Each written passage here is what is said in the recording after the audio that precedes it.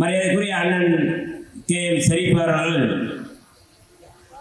கடந்த கால் நூற்றாண்டுக்கு மேலாக இந்த களத்திலே தமிழ்நாட்டுடைய உரிமைகளுக்காகவும் மக்களுக்காகவும் தொடர்ச்சியாக களமாடி வந்து கொண்டிருப்பவர். என்னை போன்றவர்களுக்கு அவர் முன்னத்தி ஏறாக எப்போதும் செயல்பட்டு வருபவர். விடுதலை புலிகள் ஆதரவு தமிழ் தேசிய களத்திலே நான் விடுதலை புலிகளோடு களமாடி கொண்டிருந்த காலத்தில் எத்தனையோ விடுதலை புலிகளுடைய தளபதிகள் அண்ணன் KM ஷரீப் அவருடைய பெயரை சொல்லியிருக்கிறார்கள். அவர் என்னென்ன உதவியெல்லாம் என்னோடு எங்களுக்கு செய்திருக்கிறார்கள், அவருடைய சகோதரர் செய்திருக்கிறார்கள். அதன் மூலமாக வழக்கு ஏற்கப்பட்டது அவர்களுக்கு. இப்படி தமிழ் தேசிய களத்திலும் நின்று களமாடியவர் தான் மரியாதைக்குரிய அண்ணன் KM ஷரீப் அவர்கள். அவரை பார்த்தா முஸ்லீம் மாதிரி தெரியாது, தாடி இருக்காது, சும்மா சாதாரணமாக வந்து எப்படி மற்றவர்கள் இருப்பார்களோ அதான் எங்களிடமிருந்து வந்தோம், உங்களிடமிருந்து விடுதலை பெற்றோம்னா இந்து மதத்திலிருந்து விடுதலை பெற்றிருக்கிறோம், அதுதான் அதனுடைய பொருள். இந்து மதத்திலிருந்து இந்துத்துவத்திலிருந்து விடுதலை பெறணும். அதான் புரட்சியாளர் அம்பேத்கர் சொன்னார். இன்னைக்கு இஸ்லாமியர்கள் வந்து மதம் மாறி இருக்கிறாங்க அப்படின்னா அவர் இந்து மத கொடுங்கோன்மையிலிருந்து விடுதலை பெற்றிருக்கிறார்கள். நாங்கள் இந்து மதத்துக்குள்ளேருந்தே சண்டை போட்டுக்கிட்டு இருக்கோம். இந்து மதத்தை ஏதாவது ஒன்று பண்ணி தான் ஆகணும் அப்படிங்கிற இடத்துல நாங்கள் சண்டை போட்டுக்கிட்டு இருக்கோம். ஒன்று இந்து மதம் இருக்கணும், இல்லைன்னா நாங்கள் இருக்கணுங்கிற இடத்துல நாங்கள் சண்டை போட்டுக்கிட்டு இருக்கிறோம். அதனால வந்து எல்லோரும் இணைந்து இந்த களத்திலே நின்று களமாடி கொண்டிருக்கிற சூழலில் மரியாதைக்குரிய அண்ணன் KM ஷரீப் அவர்களுடைய பங்களிப்பை நாம் சாதாரணமாக இடைபட முடியாது. ஏனென்றால் பழனி பாபா அவர்களோடு, மாவீரன் பழனி பாபா அவர்களோடு களமாடியவர். எல்லோருக்கும் தெரியும் பழனி பாபா எப்படிப்பட்ட ஒரு மாவீரன் என்று எல்லோருக்குமே தெரியும். அரச பயங்கரவாதத்துக்கு எதிராக, அரச ஒடுக்குமுறைக்கு எதிராக எப்படியெல்லாம் அவர் துணிச்சலோடு செயல்பட்டார் என்று தெரியும். அவரிடமிருந்து கொள்கை வாரிசாக வந்திருக்கின்ற அண்ணன் KM ஷரீப் அவர்கள் இப்படியான ஒரு பொதுக்கூட்டத்தை நடத்துவது என்பது, அதுவும் இந்த நேரத்தில், நேற்றைக்கு தான் சென்னையில் வீர சாவர்கர் நூல் குறித்து வெளியிட்டிருக்கிறார்கள். அதிலே பாஜகவை சேர்ந்தவர்கள், அண்ணாமலை போன்றவர்கள், சாட்டையடி புகழ் அண்ணாமலை போன்றவர்கள்லாம் வந்து அதை புத்தகத்தை வந்து வெளியிட்டிருக்கிறார்கள் சாவர்கர் பற்றி. நான் சாவர்கருடைய செய்தியிலிருந்து இஸ்லாமியருடைய பங்கு குறித்து நம்ம பேசலாம். ஏன்னா நாங்கள் ஆட்சியிலும் அதிகாரத்திலும் பங்கு கேட்கிற சூழலில் இன்னைக்கு வந்து இஸ்லாமியர் விடுதலை போரில் என்ன பங்கு அப்படிங்கிறத நம்ம வந்து பேச வேண்டியது இருக்கு. நம்முடைய மாவட்ட செயலாளர் சுதாகர் அவர்கள் சொல்லும்போது சொன்னார், பங்கு அப்படிங்கிறத விட அதை வந்து தியாகம் சொல்லலாம். அது உண்மைதான். ஏன்னா பங்களிப்பு அப்படிங்கிறது ஒரு சேர்ந்த. ஆனால் மரியாதைக்குரிய எழுத்தாளர் குஷ்வந்த் சிங் சொல்லும் பொழுது சொன்னார்கள், இந்த சமூகத்தினுடைய இஸ்லாமியருடைய மக்கள் தொகை எவ்வளவோ அதை விட அதிகமாக இந்த இந்திய விடுதலை போரில் தன்னுடைய உயிரை தியாகம் செய்தவர்கள் இஸ்லாமியர்கள் என்று குஷ்வந்த் சிங் அவர்கள் சொல்லியிருக்கிறார்கள். நான் சொல்லல. அப்படிப்பட்ட ஒரு போராட்டத்தை, எத்தனையோ போராட்டங்கள், அந்த போராட்டங்களில் இஸ்லாமியர்கள் உயிரை கொடுத்திருக்கிறார்கள். பிரிட்டிஷார்கள் அவர்களை தூக்கு மேடையில் ஏற்றியிருக்கிறார்கள். ஆனால் எதை பற்றியும் கவலைப்படாமல் இந்தியாவுடைய விடுதலை தான், பிரிட்டிஷ் ஏகாதிபத்தியம் ஒழிக்கப்பட வேண்டும் என்கின்ற இடத்திலே இஸ்லாமியர்கள் இந்தியாவிலே தொடர்ந்து களமாடியவர்கள். அப்படிப்பட்ட இஸ்லாமியர்களுடைய நிலை இன்னைக்கு என்ன? இந்த விடுதலை போரிலே இந்த இந்தியாவை நிர்மாணித்ததில், இந்தியாவை படைத்ததில், இந்தியாவை உருவாக்கியதில் பெரும்பான்மை பங்கு இஸ்லாமியர்கள் தான். நம்ம ஆதாரங்களோடு அது குறித்து நம்ம பேச முடியும். சாவர்கர் எப்படி அந்தமான் சிறைக்கு போனான், அவருக்கு நம்ம மரியாதை செலுத்த வேண்டிய அவசியம் இல்லை. எந்த சூழலிலும் அவர் இந்தியாவுடைய விடுதலைக்கு அவர் பங்கெடுத்ததில்லை. ஆனால் இன்றைக்கு இந்தியாவுடைய விடுதலை போரில் அவர் பங்கெடுத்தது போல அவர்தான் இந்தியாவை பாதுகாத்துக் கொண்டிருப்பது போல இன்றைக்கு பாரதிய ஜனதா, RSS, சங் பரிவார அமைப்புகளுடைய அத்தனை பேரும் இதை முழங்கிக் கொண்டிருக்கிறார்கள். ஆனால் அவர் தொடர்ச்சியாக அவர் அந்த நம்முடைய அந்தமான் சிறைக்கு அவர் போகும்பொழுது 1911ஆம் ஆண்டு அவர் வந்து சிறைக்கு போகிறார். அவர் போனது 1911. 12ஆம் ஆண்டிலிருந்து அவர் வந்து மன்னிப்பு கடிதத்தை எழுதுகிறார். சாவர்கர் 12 எழுதுகிறார், 13 எழுதுகிறார், 14 எழுதுகிறார். அவர் எழுதி கொண்டே இருக்கிறார்.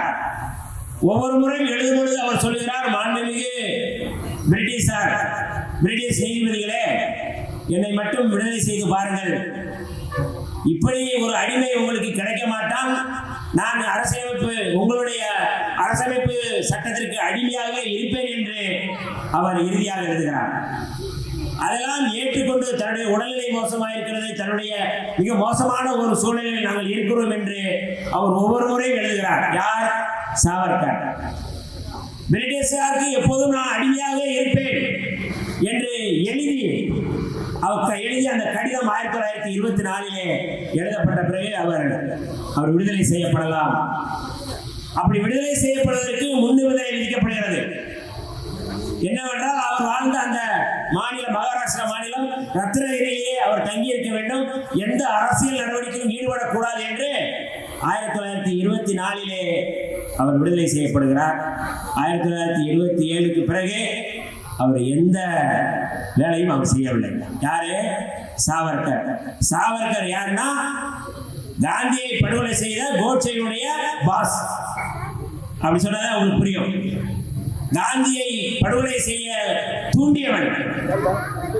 இவரெல்லாம் தேசபக்தர்கள்.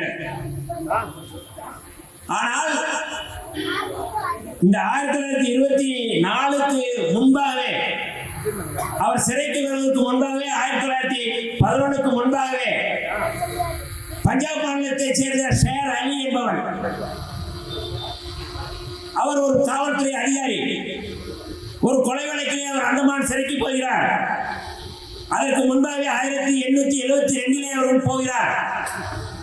அங்கே போகும் பொழுது சிறைக்குள்ளே மிக மோசமான சித்திரவதைகள், வன்கொடுமைகளை நடத்துகிறார்கள்.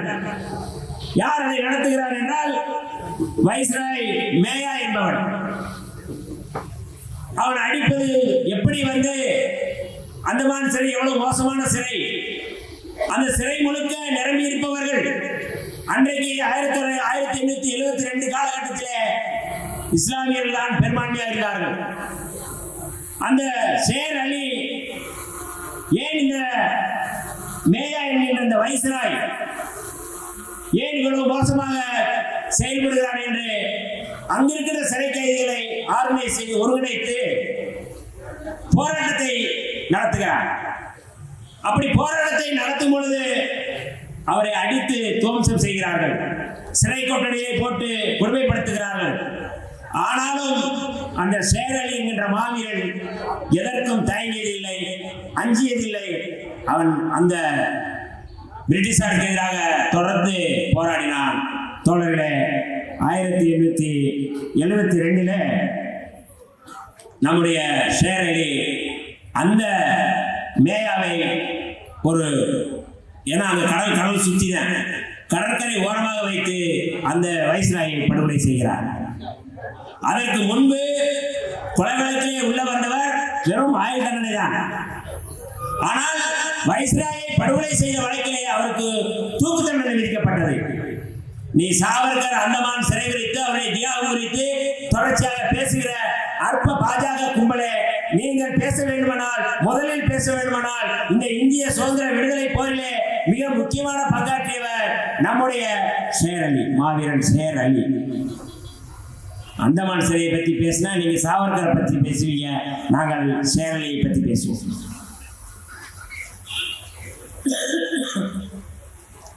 அப்படிப்பட்ட ஒரு வீரம் இருந்த சமூகமாக இந்த இந்தியாவுக்கு சுதந்திரம் பெற வேண்டும் என்கின்ற அந்த இடத்திலிருந்து பொருளாதார உழைப்பையும் உடல் உழைப்பையும் வழங்கிய சமூகம் இஸ்லாமிய சமூகம். மகாத்மா காந்தி அவர்கள், நம்முடைய அண்ணன் ஷெரீப் அவர்கள் சொன்னதை போல, மகாத்மா என்கின்ற பட்டத்தை இஸ்லாமியர்கள் வழங்கினார்கள். அப்படிப்பட்ட மகாத்மா காந்தி தன்னுடைய சுயசரிதையில் எழுதுகிறார்கள். இன்றைக்கும் சுயசரிதையிலே அவருடைய சத்திய சோதனை நூலிலே இருக்கின்றது. தொடர்கள் படிக்கலாம், அல்லது சங்கி கும்பல் சங்பரிவார கும்பல் அதை படிக்கலாம். இந்த விடுதலை போரிலே பெரும்பான்மையாக சொத்துக்களை அர்ப்பணித்தவர்கள் ஐவேரி அப்துல்லா ஆலம் ஐவேரி சகோதரர்கள். வெளிப்படையாக அவர்கள் தன்னிடம் இருந்த அத்தனை சொத்துக்களையும் 150 கோடிக்கு மேல் அவர்கள் அதை வழங்குகிறார்கள். தாலா அப்துல்லா கம்பெனி என்று ஒரு கம்பெனி வைத்து நடத்தினார்கள். அந்த கம்பெனி நடத்திய போது அவர்களிடம் இருந்த அந்த பொருளாதார பலம் என்பது 50 சரக்கு கப்பல் 4 பயணிகள் கப்பல். அப்ப எப்படிப்பட்ட ஒரு வசதி படைத்தவர்களாக இருப்பார்கள். இன்னைக்கு நம்ம ஒரு போராட்டத்துக்கு வாங்கன்னு கூப்பிட்டா பெரும் வசதி படைத்தவங்க யாரும் வரமாட்டாங்க. வாங்க போராட்டத்துக்கு வாங்க, இன்றைக்கு பாஜகவுக்கு எதிராக குடியுரிமை திருத்தச் சட்டத்துக்கு எதிராக நம்ம போராடணும்னு சொன்னா வசதி படைத்த பணக்காரர்கள் வரமாட்டாங்க. நம்மை போன்றவர்கள் அந்த களத்திலே தொடர்ச்சியாக நிற்போம். நாம் நின்று போராடுவதில் அவங்க அதில் பாதுகாப்பாக இருப்பார்கள். ஆனால் அன்றைக்கு அந்த அப்துல்லா கம்பெனி ட்ரேடிங் கம்பெனி, அந்த கம்பெனி அவ்வளவு சொத்துக்களையும் அவர்கள் வழங்குகிறார்கள். இதை நாம் இன்றைக்கும் சத்திய சோதனையுடைய அந்த காந்தியுடைய நூல்களிலே நாம் பார்த்தால் தெரியும். அப்படிப்பட்ட அர்ப்பணிப்பை வழங்கி இருக்கிறார்கள். அது மட்டுமல்ல, அவர்கள் வஉசி பிரிட்டிஷாருக்கு எதிராக இன்னைக்கு செக்கிழித்த செம்மல் கப்பல் ஒட்டிய தமிழர் என்றெல்லாம் நாம் சொல்கின்றோம். அந்த வஉசியினுடைய அந்த கப்பல் போக்குவரத்துக்கு முதலில் 8000 பங்குகளை கொடுத்து வாங்கிய கம்பெனி இந்த கம்பெனி ஐவேரி சகோதரர்கள் கம்பெனி. அவர்கள் பணம் கொடுத்த பிறகுதான் நம்முடைய வஉசி அவர்கள் அந்த கப்பலை வாங்கி பிரிட்டிஷாருக்கு எதிராக அந்த கப்பலை ஓட்ட ஆரம்பிக்கும். ஏனென்றால் நீ வணிகம் செய்ய வந்தீங்க, வணிகம் செய்யறது மூலமா தான் இங்க நீங்க சுரண்டுறீங்க. ஆகவே நாங்கள் இந்த சுதேசி வணிகத்தை, சுதேசி வியாபாரத்தை நாங்கள் தொடங்குவோம் என்று சொல்லி அந்த வியாபாரத்தை நடத்தினார்கள். இஸ்லாமியுடைய பங்கு வெறும் உடல் உழைப்பு மட்டுமல்ல, முழுமையான பொருளாதார உழைப்பையும் அவர்கள் செலுத்தினார்கள். நம்முடைய அண்ணன் ஷெரீப் அவர்கள் சொல்லும் பொழுது சொன்னார்கள், ஐஎன்ஏ என்று சொல்லக்கூடிய அந்த நேதாஜி சுபாஷ் சந்திர போஸ் படையிலே இஸ்லாமியர்கள் பங்களிப்பு என்பது மிக முக்கியமானது. தென் மாவட்டங்களிலே முத்துராமலிங்க தேவர் ஐஎன்ஏ இந்திய தேசிய ராணுவத்திலே எங்களுடைய பசங்களா இருக்கிறாங்க அப்படின்னு சொல்லி அவர் பெருமைப்பட்டுக் கொள்வார்கள். ஆனால் அந்த சுதந்திர போரிலே சுபாஷ் சந்திர போஸுக்கு தளபதிகளாக இருந்தவர்கள், மிக முக்கியமான தளபதிகளாக இருந்தவர்கள் ஹபீபுர் ரஹ்மான் அவர்கள், ஷானவாஸ் கான் அவர்கள், கரீம் கனி அவர்கள், மௌலானா ஹலிசர் ரஹ்மான் அவர்கள், முகைதீன் பிச்சை அவர்கள். இவரெல்லாம் பங்கெடுக்க போகவில்லை. பிரிட்டிஷுக்கு எதிரான தளபதியாக இருந்தவர்கள் யார்? நான் சொன்ன இந்த 5 பேருமே நேதாஜி சுபாஷ் சந்திர போஸுக்கு தளபதிகளாக இருந்தவர்கள். அப்படிப்பட்ட அந்த இந்திய சுதந்திர போராட்டத்திற்கு ராணுவ தளபதிகளாக இருந்தது மட்டுமல்லாமல், அவர் பர்மாவுக்கு போகும்பொழுது இருக்கிற சொத்தையெல்லாம் கொடுத்தார் என்று சொன்னார் அண்ணன். அவர் பேர் ஹபீப். அத்தனை சொத்துக்களையும் நீங்கள் விடுதலையும் பெற்றுத்தர வேண்டும், இந்த போராட்டத்தில் நாங்கள் துணையாக இருப்போம், ஆயுதம் வாங்குவதற்கு எவ்வளவு வேண்டுமோ அவ்வளவு நீங்கள் எடுத்து செல்லுங்கள் என்று சொன்னவர் மாவீரன் பெரியவர் ஹபீப் அவர்கள். அதாவது உடல் உழைப்பையும் தருகிறார்கள், பொருளாதார உழைப்பையும் தருகிறார்கள். விடுதலை பொருளை என்னென்ன செய்ய வேண்டுமோ அவ்வளவு பரப்புரை செய்கிறார்கள். அன்றைக்கு காந்தியார் அவர்கள் கதராடை போட்டுவிட்டு தான் களத்தை நிற்க வேண்டும் என்று சொன்ன பொழுது, கதராடை அணியாத திருமணத்தில் நாங்கள் பங்கேற்க மாட்டோம் என்று பத்வா அளித்தவர்கள் இஸ்லாமியர்கள். மௌலானா என்று அழைக்கப்படுகின்ற இஸ்லாமிய அறிஞர்கள் இந்த போராட்டத்தை வெளிப்படையாக எல்லா இடங்களிலும் பரப்புரை செய்தார்கள். கதராடை போட்டுட்டு தான் கல்யாணத்தை நடத்தணும், அதனால் கல்யாணத்துக்கு நாங்கள் வரமாட்டோம். இஸ்லாமியருடைய அந்த பங்களிப்பு என்பது மிக முக்கியமான பங்களிப்பாக நாம் பார்க்க வேண்டிய தேவை இருக்கின்றது. இந்த சூழலில் தான் இன்றைக்கு சுதந்திர இந்தியாவுக்கான அந்த பங்களிப்பில் இஸ்லாமியர்கள் எவ்வளவு பேர் தூக்கில் தொங்கிவிடப்பட்டார்கள், தூக்கில் ஏற்றப்பட்டார்கள். பிரிட்டிஷாருக்கு எதிராக போராடினால் தூக்கு மேடைக்கு அனுப்பப்படுவார்கள் என்று தெரிந்தே அன்றைக்கு இஸ்லாமியர்கள் இந்த போராட்டத்திலே களத்திலே குதித்தார்கள். அதிலே கான் சாஹிப் என்று சொல்லக்கூடிய ஒரு மிக முக்கியமான, நாம் மன்னர்களை பற்றி பேசவில்லை, திப்பு சுல்தானை பற்றி அண்ணன் பேசினார்கள், அவருடைய அப்பா ஹைதர் அலியை பற்றி பேசலாம், நீங்கள் இருக்கிற மன்னர்களை பற்றி நீங்கள் பேசலாம். நான் மன்னர் அல்லாத சாதாரண சாமானியர்கள் எப்படியாவது இந்த சுதந்திர போரில் இஸ்லாமியர்கள் தன்னுடைய பங்களிப்பை செலுத்தினார்கள் என்ற அந்த பெயரை மட்டும் நான் சொல்ல கடமைப்பட்டிருக்கிறேன். அந்த பிரிட்டிஷாருடைய கொடியை சுட்டு பொசுக்கியதற்காக அந்த கான் சாஹிப் என்பவர் தூக்கிலே ஏற்றப்பட்டார் மதுரையில்.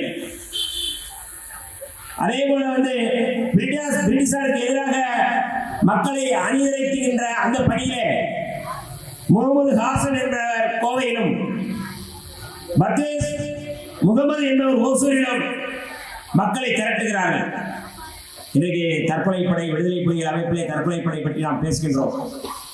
எதிரிகள் வருகிறார்கள் என்றால் அந்த எதிரிகளை நிர்மூலம் செய்ய வேண்டும், அல்லது தன்னைத்தானே தற்கொலை செய்து கொள்ள வேண்டும். அது தற்கொலை படையாக, கருமுடி படையாக மேலும் பிரபாகரன் அவர்கள் ஈழமண்ணிலே உருவாக்கினார்கள். ஆனால் 1857க்கு முன்பாகவே பிரிட்டிஷாருக்கு எதிராக இந்த தோழர்கள் களத்தில் நின்று போராடும் பொழுது பிரிட்டிஷார்கள் வந்தார்கள் என்றால் அவர்கள் கையை நாம் சிக்கிவிடக் கூடாது என்பதற்காக அவர் தன்னைத்தானே மாய்த்துக் கொண்டார்கள், தற்கொலை செய்து கொண்டார்கள். அப்படிப்பட்ட மாவீரர்கள் அன்றைக்கு இந்த களத்தில் நின்றார்கள்.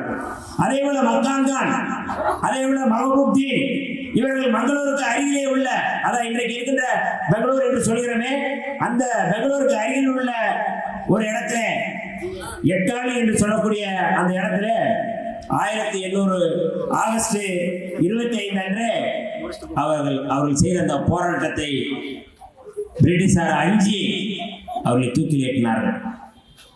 விரவாண்டிய கட்டபொம்மன் தூக்கிலிடப்பட்டதை இன்று நாம் பேசுகின்றோம். வரலாறு முழுக்க இஸ்லாமியருடைய அந்த தியாகம் புறக்கணிக்கப்படுகிறது. இஸ்லாமியருடைய பங்களிப்பு வேண்டுமென்றே இறுக்கணிப்பு செய்யப்படுகின்றது. முந்தி இனாயத் அகமத் என்பவர் மக்களை புரட்சிக்கு அழைக்கிறார், மசூதியில் நின்று பேசுகிறார். அவர் போகும் இடமெல்லாம் கூடுகிறது, மக்கள் திரண்டு வருகிறார்கள். பிரிட்டிஷார் அஞ்சுகிறார்கள். ஆனாலும் அந்த பயணம் என்பது தொடர்ந்து கொண்டே இருக்கின்றது. அச்சுறுத்துகிறார்கள், அவரை கொலை செய்ய முயற்சி செய்கிறார்கள். ஆனால் தொடர்ந்து போராடுகிறார். அவரை தூக்கி ஏற்றுகிறது பிரிட்டிஷ் கும்பல். தொடர்களே, இன்றைக்கு அயோத்தியிலே பைசாபாத் நகரம் இருக்கிறது. பைசாபாத் நகரத்திலே இன்று வெற்றி பெற்றிருக்கிற ஒரு தலித், ஒரு பொது தொகுதியிலே பாஜகவுக்கு எதிராக வெற்றி பெற்றிருப்பவர் ஒரு தாழ்த்தப்பட்ட சமுதாயத்தை சேர்ந்தவர். அந்த பைசாபாத் நகரத்திலே பைசாபாத் அகமத்துல்லா என்பவர் அன்றைக்கு சுதந்திர போரிலே தன்னை பங்கு செலுத்த வேண்டும் என்பதற்காக அவர் அந்த நாட்டிலே ஒரு சிற்றரசாக இருந்தவர். தன்னுடைய அந்த சிற்றரசனுடைய, அந்த மன்னருடைய அத்தனை பதவிகளை விட்டுவிட்டு நாம் பிரிட்டிஷ்க்கு எதிராக நாம் போராட வேண்டும், பிரிட்டிஷாரை ஓட ஓட விரட்ட வேண்டும் என்று ஒரு துறவியை போல அவர் பத்திரி என்று சொல்வார்கள். பத்திரியாக அது மாறி அவர் முழுக்க முழுக்க பெரும் போராட்டத்தை நடத்துகிறார். மக்களை திரட்டி போராடுகிறார்கள்.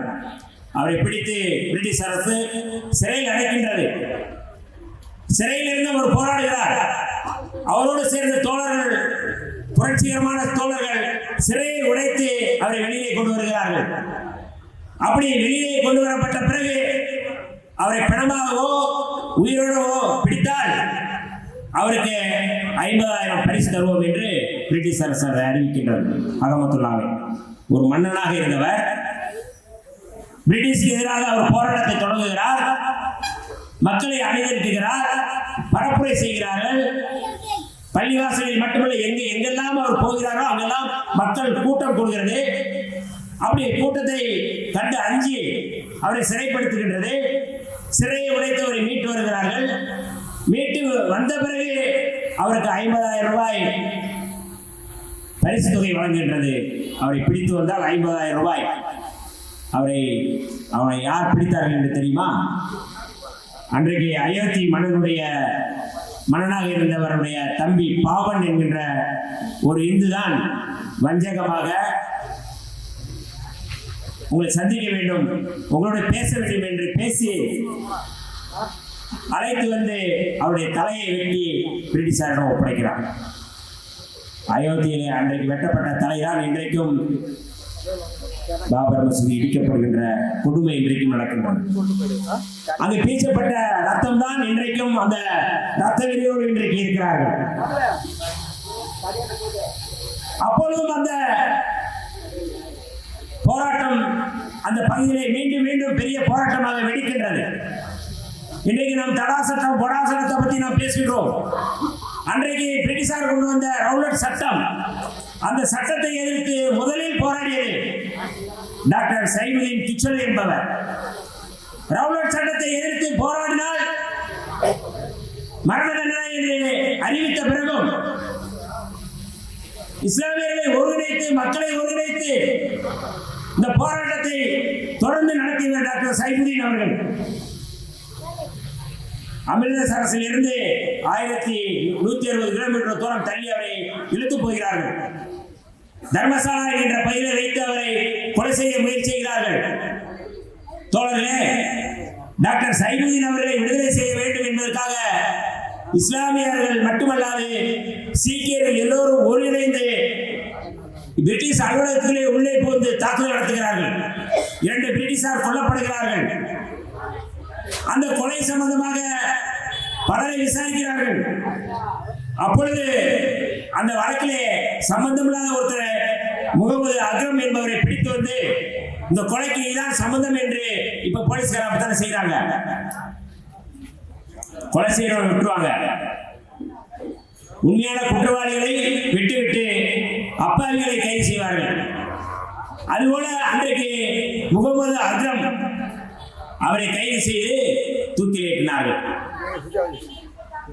இப்படி இஸ்லாமியருடைய பங்களிப்பு என்பது விடுதலை போரிலே இந்தியாவை நேசித்தவர்கள், தேசபக்தர்கள். நாம் சொல்லிக்கொண்டே போகலாம். தண்டி யாத்திரையிலே காந்தி கைது செய்யப்படுகிறார். பிரிட்டிஷுக்கு எதிராக உப்பு சத்தியாகிரகத்தை கொண்டு வந்தார்கள். அங்கே பொது வேலை நிறுத்தம், மகாராஷ்டிராவில் பொது வேலை நிறுத்தம் நடைபெறுகிறது.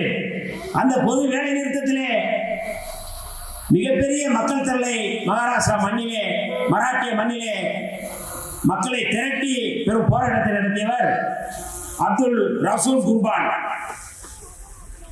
மகாத்மா காந்தியினுடைய தண்டி யாத்திரையை ஆதரித்தார்.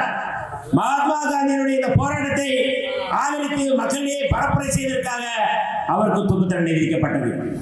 நான் குறைந்தபட்சம் ஒரு 10 பேர் சொல்ல வேண்டும் என்பதற்காக சொல்கின்றோம். ஆனால் குஷ்வந்த் சிங் அவர்கள் சொல்லுகிறார்கள், இந்திய விடுதலை போரிலே தூக்கில் ஏற்றப்பட்டவர்கள் இஸ்லாமியர்கள் மட்டும் 1000 பேர் இருப்பார்கள் என்று வெளிப்படையாக அவர் எழுதுகிறார்கள். இன்றைக்கு நாம் எல்லாம் பேசுகின்றோம். இன்னைக்கு பாரதிய ஜனதா கட்சிக்காரர்கள் யார் வேண்டுமானாலும் என்ன வேண்டுமானாலும் செய்யலாம், என்ன வேண்டுமானாலும் நம்ம பேசலாம். அதற்கு பாதுகாப்பாக இருக்கிற ஒரு முழக்கம் பாரத் மாதா கி ஜெய், அவருடைய முழக்கம். ஆனால் அந்த பாரத் மாதா கி ஜெய் என்கின்ற அந்த முழக்கத்தை யார் முழங்கியது, எப்படி அது வந்தது, பாரத் மாதா கி ஜெய் என்கின்ற அந்த முழக்கம், இது குறித்தெல்லாம் பாரதிய ஜனதா கட்சிக்காரர்களுக்கு தெரியாது. அவர்கள் எல்லாம் இரவல் வாங்கிதான் அந்த முழக்கங்களை சொல்வார்கள். பாரத் மாதா கி ஜெய் என்கின்ற முழக்கம் 1857 அஜ்முல்லா கான் என்ற மகத்தான அந்த போராளி உருவாக்குறார். போராட்ட களத்தில் நின்றதை உருவாக்குகிறார்கள். 1857 தான் சிப்பாய் கழகம் உருவாக்கப்பட்டது. அந்த சிப்பாய் கழகத்திலே இந்து, முஸ்லிம், சீக்கியர்கள் ஒன்றாக இணைந்து போராடுவோம், பிரிட்டிஷாரை விரட்டுவோம் என்கின்ற அந்த பாடலை எழுதியரும் அஜ்முல்லா கான் தான்.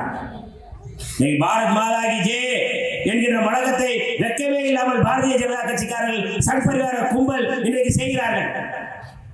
உங்களுக்கு வெட்க மானம் சூடு இருந்தால் இஸ்லாமியர்கள் எழுப்பிய அந்த முழக்கத்தை நாங்கள் இனி எழுப்பக்கூடாது.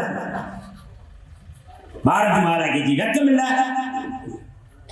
காஷ்மீரிலே அந்த அதுவா என்கின்ற பகுதியிலே சாதாரண ஆடு மேய்ச்சி கொண்டிருந்த சிறுமியை பாலியல் வன்முறை செய்து கோயிலுக்குள்ளே போட்டுவிட்டு தேசிய கொடி ஏந்தி கொண்டு அது தேசிய கொடியை கையில் வைத்துக் கொண்டு பாரத் மாதா கி ஜெய் என்று சொல்கிறார். வெக்கங்கட்ட கும்பல், பாஜக கும்பல். சரி, அந்த தேசிய கொடியா நீ உருவாக்குனியா?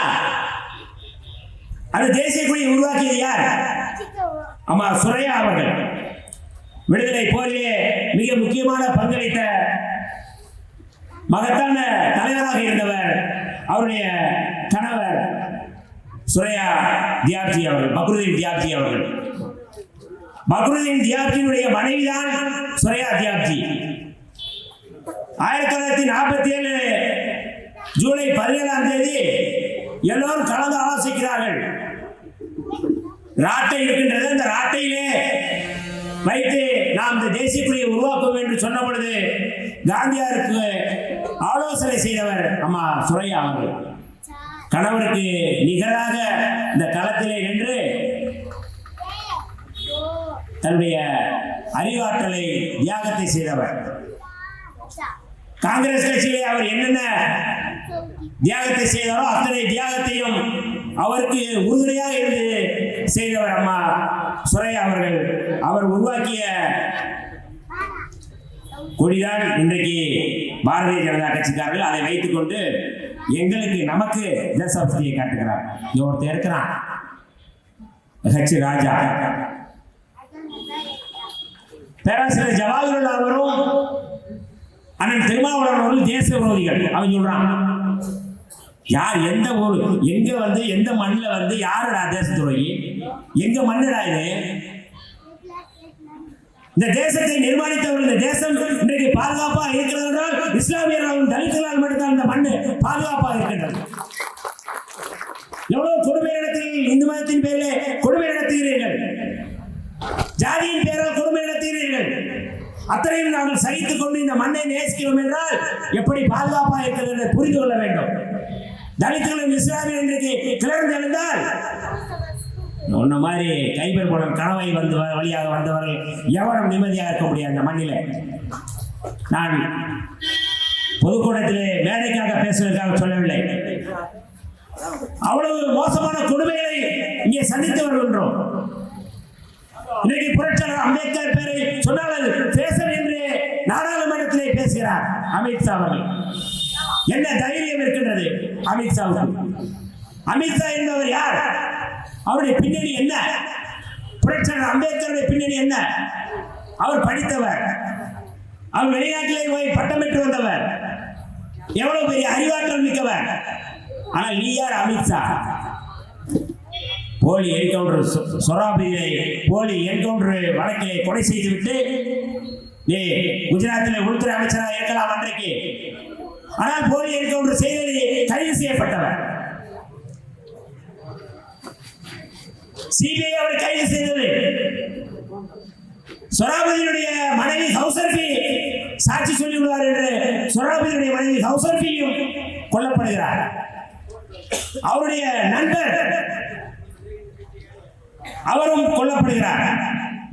இந்த வழக்கை விசாரித்த நீதிபதி லோயா மர்மமான முறையிலே கொல்லப்படுகிறார். இந்த வழக்கில் எல்லாம் சம்பந்தப்பட்டவர் யார்? அமித்ஷா, இன்றைய உள்துறை அமைச்சர். அவர் இது மட்டும் இல்ல, அந்த வழக்குல இருந்து விடுதலை ஆயிட்டாரு. ஏன்னா நீங்க அதிகாரத்தில் இருக்கீங்க, நீங்க விடுதலை ஆயிட்டீங்க. வழக்குல விசாரிக்க வேண்டிய நீதிபதி லோயாவே தற்கொலை என்று நீங்க வழக்கம் முடிச்சிட்டீங்க. ஆனால் இன்றைக்கு காலிஸ்தான் டைகர் போர்ஸ் என்கின்ற அமைப்பினுடைய தலைவர் கனடாவிலே தனிநாடு வேண்டும், காலிஸ்தான் என்ற தனிநாடு வேண்டும், இந்தியாவிலே வேண்டும் என்று போராடி கொண்டிருக்கின்ற நிஜார் கரிசன் நிஜார் கனடாவிலே படுகொலை செய்யப்படுகிறார். அந்த நாட்டினுடைய கனடா நாட்டினுடைய அதிபர் நாடாளுமன்றத்தில் பேசுகிறார், இந்த கொலை வழக்குக்கும் அமித்ஷாவுக்கும் தொடர்பு இருக்கு.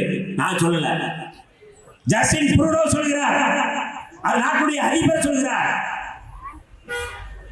இந்த கொலை வழக்குக்கும் அமித்ஷாவுக்கும் தொடர்பு இருக்கிறது என்று சொல்கிறார். எப்படிப்பட்ட கிரிமினல் அமித்ஷா? நீ அம்பேத்கரை பற்றி பேசுவதற்கு தகுதி இருக்கின்றதா? ஒரு மாமேதையை பற்றி பேசுவதற்கு தகுதி இருக்கின்றதா? நாங்கள் கேட்கின்றோம். உன்னுடைய கிரிமினல் பின்புலம் என்ன? நீதிமன்றம் உன்னை என்ன சொன்னது? தடிபார் என்று சொன்னது. தடிபார் என்றால் ரவுடி, கிரிமினல் இருக்காரு. இன்னைக்கு ஹச்எஸ் போடுறாங்க பாருங்க. விடுதலை சிறுத்தைகள் மீது ஏகப்பட்ட ஹச்எஸ் இருக்கின்றது. தமிழ்நாட்டில் அத்தனை வழக்குகளை கடந்த 30 ஆண்டுகளாக 40 ஆண்டுகளாக சந்தித்து வருகின்றோம். அப்படி நீதிமன்றத்தின் மூலமாக குற்றம் சுமத்தப்பட்டவர் அமித்ஷா, இந்திய நாட்டு உள்துறை அமைச்சராக எவ்வளவு ஒரு அவமானத்தோடு நாம் இங்க மண்ணிலே இருக்கின்றோம். ஒரு படித்தவர், ஒரு மேதையாக இருக்கலாம், உள்துறை அமைச்சராக இருக்கலாம், ஆனால் கிரிமினல் பின்புலம் உள்ளவர்களாக இருக்கிறார்கள். ஆனால் நீங்கள் நாடாளுமன்றத்தில் நின்று கொண்டு புரட்சியாளர் அம்பேத்கர் பேரை சொல்வது பேசன் என்று சொல்கிறார். புரட்சியாளர் அம்பேத்கர் இல்லை என்றால் நீங்கள் உள்துறை அமைச்சராக இருந்திருக்க முடியாது, இப்போ தொடர முடியாது. ஏனென்றால் அரசியலமைப்பு சட்டம் அப்படியான அதிகாரத்தை வழங்குகின்றது, அத்தனை உரிமைகளை வழங்குகின்றது. தோழர்களே, இன்றைக்கு பாரதிய ஜனதா RSS சர்பரிவார அமைப்புகளுடைய நிலை என்ன? அவருடைய செயல்பாடு திட்டம் என்ன? இன்றைக்கு ஒரே நாடு ஒரே தேர்தல் என்ற கொண்டு வருகிறார்கள். அந்த ஒரே நாடு ஒரே தேர்தல் மசோதாவுக்கு பின்னாக இருக்கின்ற அரசியல் என்ன? இன்றைக்கு நாம் இருக்கின்றோம் இந்த கடைவீதியிலே எல்லோரும் ஒன்று சேர்ந்து நாம் இங்கே மண்ணிலே இருக்கின்றோம். இஸ்லாமியர்கள் இருக்கிறோம், கிறிஸ்தவர்களாக இருக்கின்றோம், இந்துக்களாக இருக்கின்றோம், சீக்கியர்களாக இருக்கிறோம். ஆனால் ஒருவருக்கு ஒருவர் உறவோடு இருக்கின்றோம். ஆனால் பாரதிய ஜனதாவோ RSS சட்பரிவார அமைப்புகளோ இந்த ஒரே நாடு என்கின்ற முழக்கத்தை முன்வைப்பதன் மூலமாக அவர்கள் செயல்படுத்த துடிக்கக்கூடிய செயல் திட்டம் அந்த ஒரே நாடு என்பது இந்து ராஷ்டிரம் தான். புரட்சியாளர் அம்பேத்கர் அவர்கள் யாருக்கு தந்த அரசியலமைப்பு சட்டம் மதச்சார்பற்ற நாடாக இருக்க வேண்டும், ஒரு மதத்தின் சார்பாக இருக்கக்கூடாது, எல்லா மதமும் இங்கே பாதுகாப்பாக இருக்க வேண்டும். நீ இஸ்லாமியராக இருக்கலாம், அல்லது கிறிஸ்தவராக இருக்கலாம், சீக்கியராக இருக்கலாம், என்ன மதத்தை வேணாலும் தருவலாம், பௌத்தம் தருவலாம். ஆனால் இந்த அரசு என்பது நடுநிலையாக எந்த சமய சார்பில்லாமல் இருக்க வேண்டும் என்று வகுத்தளித்தார்கள். ஆனால் இன்னைக்கு பாரதிய ஜனதாவோ RSS சர்பரிவார அமைப்புகளோ அவர்களுடைய இலக்கு என்பது இந்து ராஷ்டிரம் தான். இந்து ராஷ்டிர கனவு என்பது அவர்கள் தொடர்ச்சியாக முன்வைக்கிறார்கள். அப்படி முன்வைப்பது எதுவெல்லாம் தடையாக இருக்கும் என்று அவர் கொஞ்சம் கொஞ்சமாக அந்த தடைகளை புறம் தன்னுடைய மசோதாக்கள் மூலமாக அவரை ஒவ்வொன்றாக அவர் காலி செய்து வருகிறார்கள். அதிலே குடியுரிமை திருத்த சட்டம் ஒன்று, அதிலே முத்தலாக் ஒன்று, அதிலே காஷ்மீருடைய 371, அப்படி மசோதாக்கள் மூலமாக அரசியலமைப்பு சட்டத்தை அவர்கள் கொஞ்சம் கொஞ்சமாக எப்படி அரசியலமைப்பு சட்டத்தை நாங்கள் பாதுகாக்கின்றோம். இது 75வது ஆண்டு. இந்த 75வது ஆண்டிலே எல்லோரும் சமத்துவம், நீதி, சுதந்திரம், சகோதரத்துவம் வேண்டும் என்று நாம் எல்லாம் உறுதிமொழி எடுப்போம் என்று மோடி அங்கே சொல்லிவிட்டு அரசியலமைப்பு சட்டத்தை எப்படியெல்லாம் அதை அழிக்க வேண்டும். உங்களுக்கு தெரியும், முலாம்பழம் இருக்கும், அந்த முலாம்பழத்தை குரங்கு எப்படி உள்ள அப்படியே குழங்கி எல்லாத்தையும் சாப்பிட்டு கூடு மட்டும் வச்சிருக்கோம் குரங்கு. அந்த குரங்கு கூட்டம் தான் இன்றைக்கு அரசியலமைப்பு சட்டத்தை இன்றைக்கு ஒவ்வொரு மசாலாவும் உள்ளே குறைந்து விட்டு நாங்கள் அரசியலமைப்பு சட்டத்தை பாதுகாக்கிறோம் என்கின்ற பேரிலே இந்த வேலைகளை செய்து கொண்டிருக்கிறார்கள். தோழர்களே, நாம் எச்சரிக்கையாக இருக்க வேண்டிய தேவை இருக்கிறது.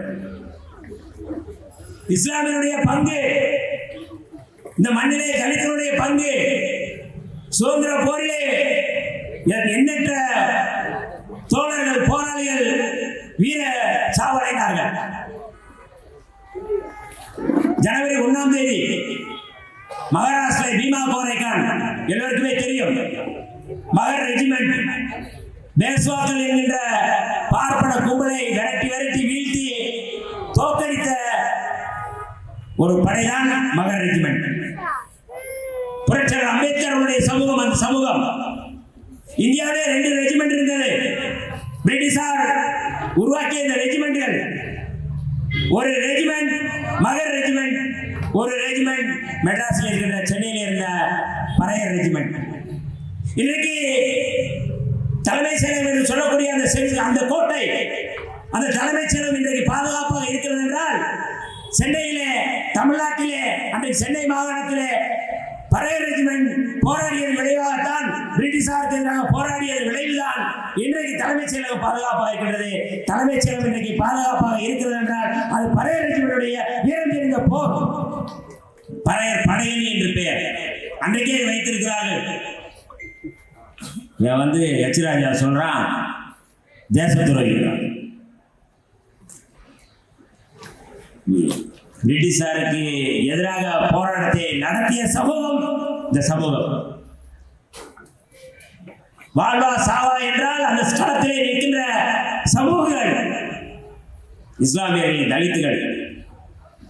ஏதோ போற போக்கில் உன்னை போன்றவர்கள் மணி ஆட்டிக்கிட்டு நீங்க கோயிலுக்குள்ள நின்றுக்கிட்டு பிளப்பு நடத்துறவர்கள் அல்ல. நாங்கள் இந்த மண்ணின் மைந்தர்கள், பூர்வீக குடிகள், எதற்கும் நாங்கள் அஞ்ச போவதில்லை.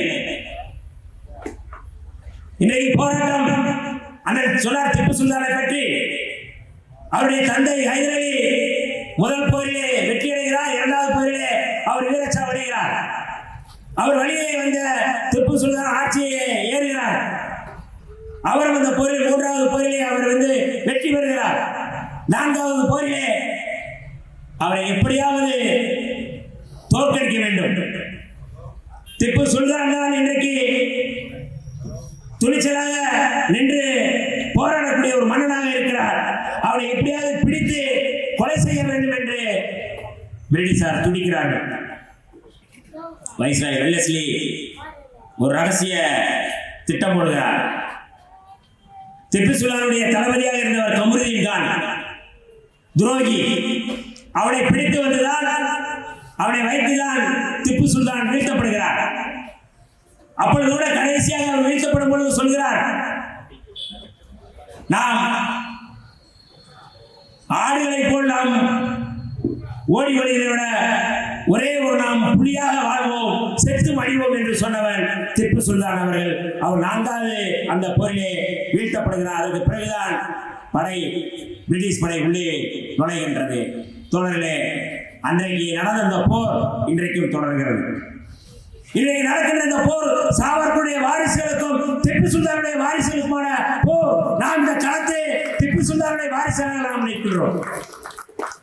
அன்றைக்கு பிரிட்டிஷாருக்கு எதிராக திப்பு சுல்தான் போராடினார்.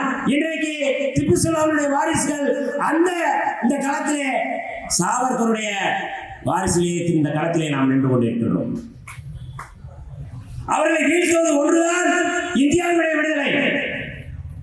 மூன்றாவது விடுதலை போர் என்ற எது என்றால் இன்றைக்கு இருக்கின்ற பாஜக, RSS சட்பரிவார கும்பலை வீழ்த்துவதுதான் மூன்றாவது விடுதலை போர். இதுதான் இன்றைக்கு மிக முக்கியமானது. இந்த போர்க்களத்திலே தொடர்ந்து இஸ்லாமியர்கள், தலித்துகள் மட்டுமல்லாது இந்துக்கள் என்கின்ற பெயரிலே சொல்லி ஏமாற்றுகின்ற பாஜக, RSS கும்பலுக்கு நாம் எச்சரிக்கையாக இருக்க வேண்டிய தேவை இருக்கின்றது. இந்துன்னு சொல்றான், இதை தலைவிதியில் இருக்கின்ற உறவுகளை பார்த்து கேட்கிறேன். நீயே இந்து நானே இந்துன்றான், மேல்பாதியில உள்ள விட மாட்டான். நீயே இந்து நானே இந்துன்றான், அர்ச்சனாக்க விட மாட்டான். நீயே இந்து நானே இந்துன்றான், போய் சங்கராச்சாரத்தில் கூட கீழே தான் நிற்கணும். இங்க இருக்கிற சிதம்பரம் தீட்சணத்தில் போனா அவன் விரட்டி அடிக்கிறான். யார் இந்து? ஏமாற்றுகின்ற அந்த போலி கும்பலை எதிர்த்து களமாற வேண்டிய தேவை இருக்கின்றது. ஆகவேதான் மீண்டும் இந்த களத்திலே நாம் ஒரு சுதந்திர போரை சந்திக்க வேண்டிய தேவை இருக்கின்றது. எப்படி இஸ்லாமியருடைய பங்கு எப்படி ஒரு தியாகமாக அவர்கள் எதையும் சந்திப்பதற்கு தயாராக இருந்தார்களோ அதே போன்ற களத்திலே வீரம் இருந்த போராட்டத்தை நாம் சந்திக்க தயாராகவும் எப்போதும் இந்த அரசியலமைப்பு சட்டம் தான் நாம் பாதுகாப்பு, புரட்சியாளர் அம்பேத்கர் அவர்கள் நமக்கு பாதுகாப்பு. இந்த களத்தில் நாம் தொடர்ந்து களமாடுவோம் என்று சொல்லி வாய்ப்புக்கு நன்றி கூறி விடைபெறுகிறேன். நன்றி, வணக்கம்.